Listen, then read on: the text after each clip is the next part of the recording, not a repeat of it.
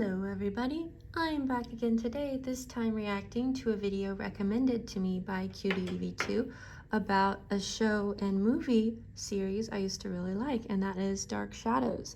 This is called House of Dark Shadows 1970 Retrospective. Let's check it out together, shall we? Most provocative drama, now at a new time. As it stands today, the American soap opera is on the edge of extinction. In the 1969 to 1970 season alone, there were no less than 19 soap operas on air across the three major networks. However, with societal changes over time, the number of soaps on TV continued to shrink to the point where, as of 2025, only 3 serials remain on broadcast television. The passion never ends on the doctors. Greta is determined to forget Billy. On Days of Our Lives. Days of Our Lives, I remember a lot. Will Sister Marie confess the truth? On Another World, Rachel and Mitch pledge their undying love. On Texas, it began as an innocent lunch but turned into a cause for jealousy. All this week on NBC. I don't know. Let's go back to that but Dark Shadows. Soap saturation from 1970, when a spooky gothic soap opera called Dark Shadows on ABC It was so fun. was about to make a leap forward no other soap opera before or since has achieved. Movie.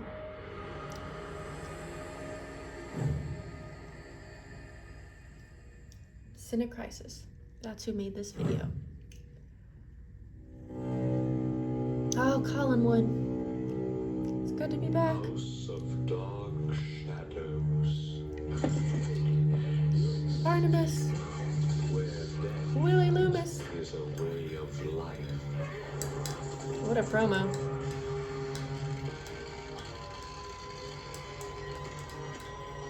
Oh no. Here comes the hand with the ring. Good evening, I'm Barnabas Collins. Oh, Roger. If I didn't see you with my own eyes, I wouldn't believe it. Oh. Barnabas Collins, head of a family of blood relations. Julia. Well, he's the only do you vampire at believe the in beginning. existence of vampires? Stoops. Not really serious. Dr. But Hoffman. he is, Julia. Barnabas. Released in 1970, House of Dark Shadows stands alone as the only feature film Yes, adaptation Carolyn of becomes a daytime vampire. soap opera. Before we dive into the film, which for my money is an overlooked gem of early 1970s horror, we need to explore the origins of the series on which it was based and the man behind the show and the film, Dan Curtis. Yep. When Dan Curtis created Sports Dark guy. Shadows for ABC Daytime in 1966, the show was by no means a hit. No, it wasn't until they added Barnabas. Dark Shadows probes the hidden mysteries of Collins House. Be sure to follow daytime television's first continuing suspense drama. The series meandered around in the world of gothic drama with middling Elizabeth. ratings. Welcome to the beginning and the Bert. end of the world, Miss Whitney. And Victoria I'm Winters. not going that far. Only to a house called Collinwood. Do you know it? Yes, I do. Collinwood. Very well. In a one-off attempt to boost viewership, a ghost appeared on screen with some Yeah, noticeable attention and Josette. ratings.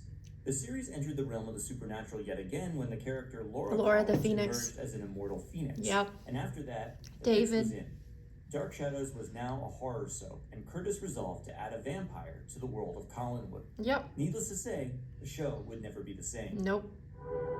There he is. Oh, madam, Jonathan Frakes. if you Sorry, would, not Jonathan you may Frakes. tell her that it's Barnabas. But his name is Jonathan.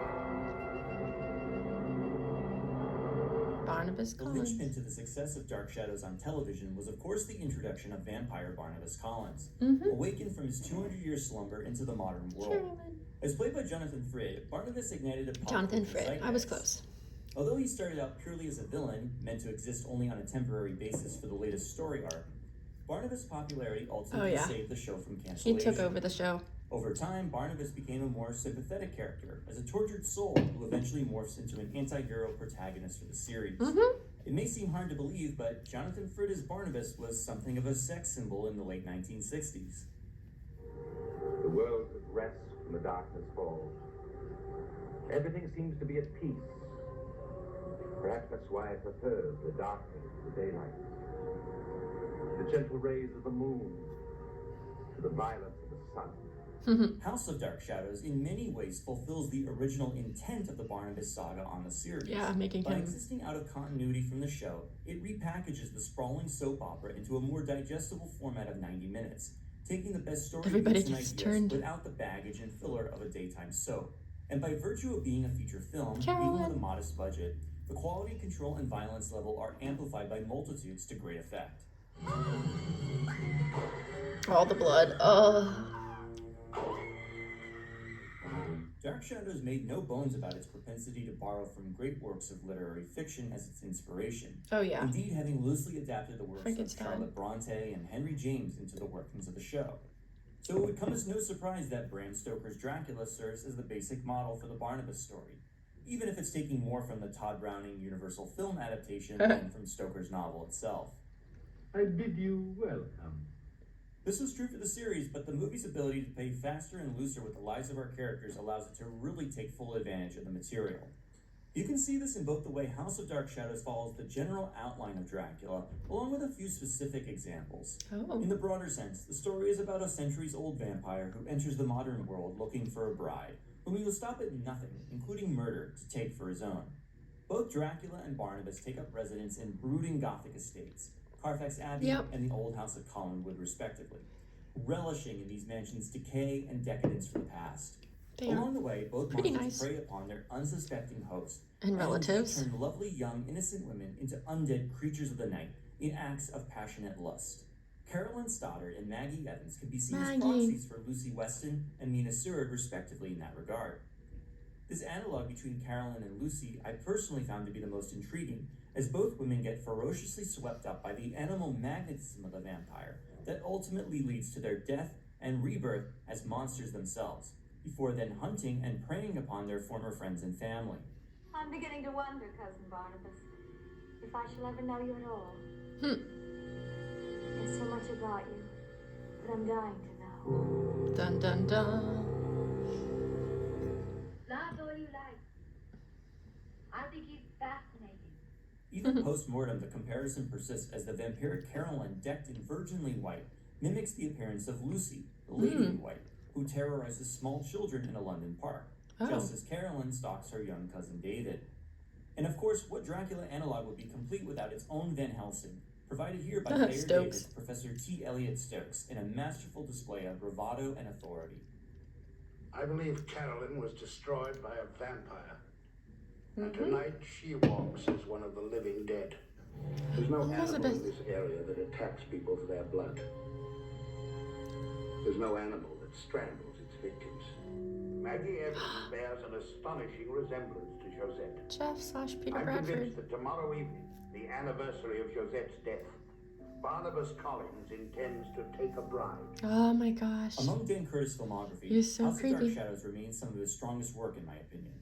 The evocative and disorienting point of view shots from the vampire's perspective are among the movie's finest mood setters. POV shots turn out to be quite a predilection for Curtis in this film, and work especially well in the lead-up to Barnabas' initial reveal as he approaches Collinwood for the first time in 200 years. As well, the attack on Daphne Bud shortly after Barnabas' release sets the tone for the mayhem to come.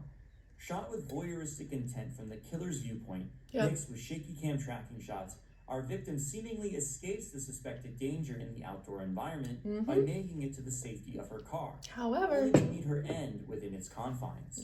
And finally, the assault and confrontation with the vampirized Carolyn Stoddard is one of the movie's most startling and unsettling scenes.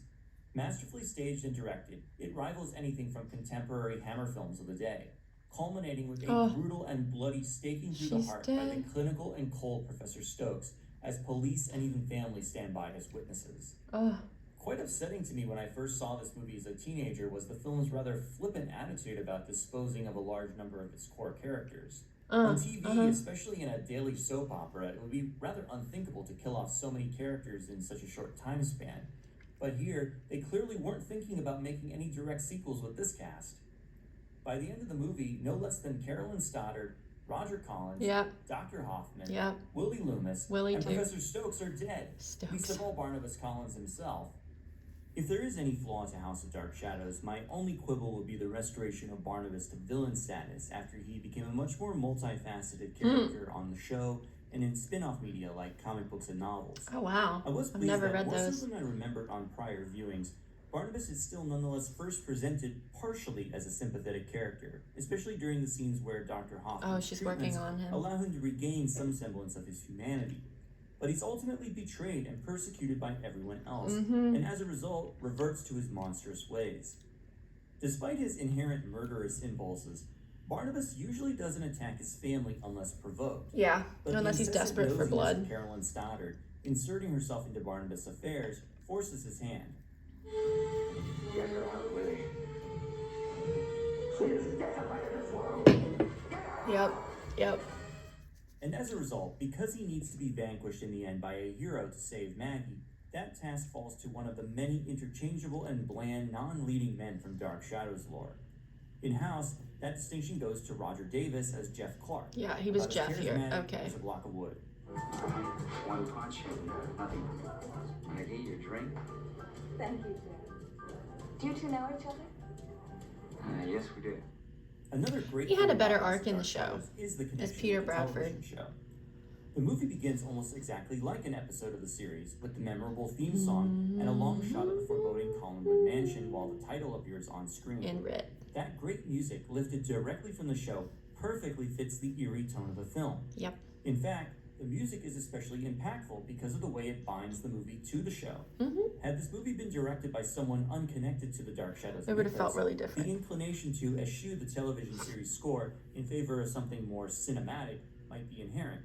But instead, Dan Curtis effectively utilizes and embraces many of the iconic music cues from the show to great success in creating It's good to hear the atmosphere music. and mood. Yep, from the show. Oh, so good.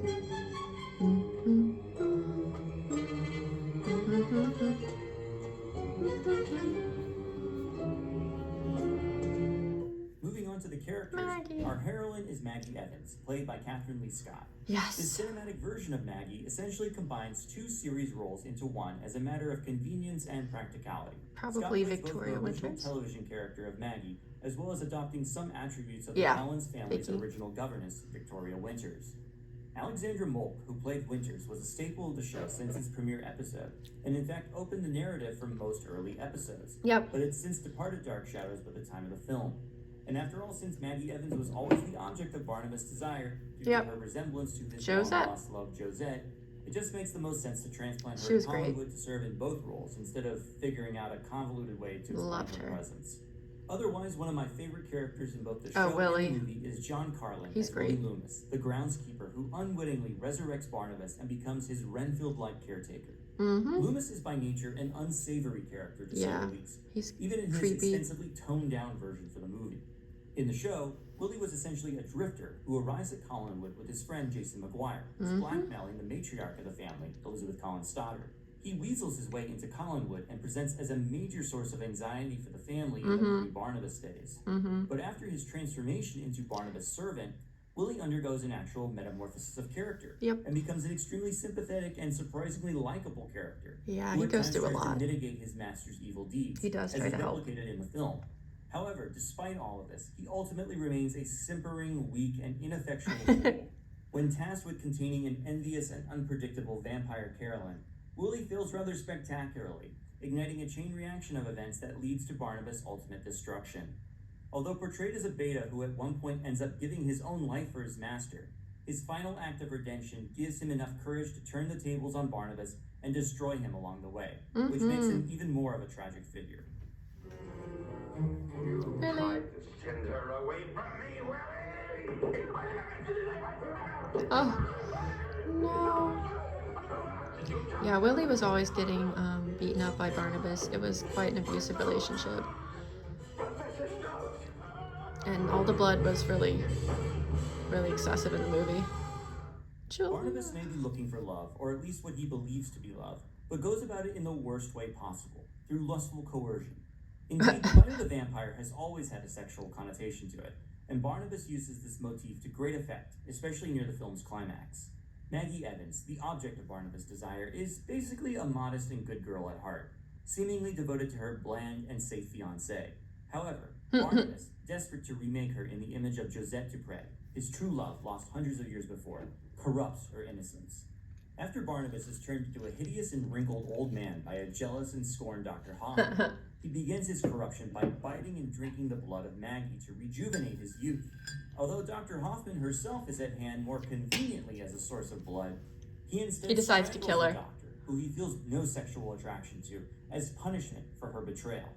Later that night, Barnabas enters Maggie's room to finish the job, and the once virginal Maggie removes her bandage and extends her arms and neck to the encroaching vampire. Completing the deed, Barnabas is utterly satisfied in the aftermath, with Maggie's blood dripping from his mouth. The symbolism is more than implied. Interestingly, Barnabas Collins and House of Dark Shadows itself in 1970 also reflects the end of an era of classic Gothic horror that began its cycle in the 1950s with the Hammer horror revolution. Like Christopher Lee's Dracula and Robert Quarry's contemporary Count Yorga, Barnabas shores up the last hurrah of the elegant vampire decked out in formal evening wear, inhabiting the classic decrepit old manor. We would see this again with Dan Curtis' television film The Night Stalker and its vampire Janos Skorzny in 1972 as a final coda of that lineage. Oh, I don't remember this What one. do you want, Vincenzo? A testimonial from Count Dracula? This era of the horror genre would soon be put to pasture by the oncoming next revolution brought on by the likes of the Texas Chainsaw Massacre and The Exorcist. So with its wonderfully detailed Gothic atmosphere and aesthetic, Dark Shadows House was of good. Dark Shadows remains one of the truly underrated And there's gems Night of Dark early Shadows, too. 1970s horror. With Angelique. Although fondly recognized by the cult following of the series, the movie deserves wider recognition as a true vampire classic. By existing as a self-contained story, it serves as a model to welcome in general audiences unfamiliar with the lore of the Collins family, and can also delight devotees of the soap opera who get to relive the highlights of the Barnabas saga in all its glory. Thanks for watching. If you enjoyed this review, please subscribe to our channel, hit the like button. That was really cool. I like Dark time. Shadows, and it's nice to know somebody appreciates the film outside of the TV series. I'll see you all again next time. Until then, bye-bye.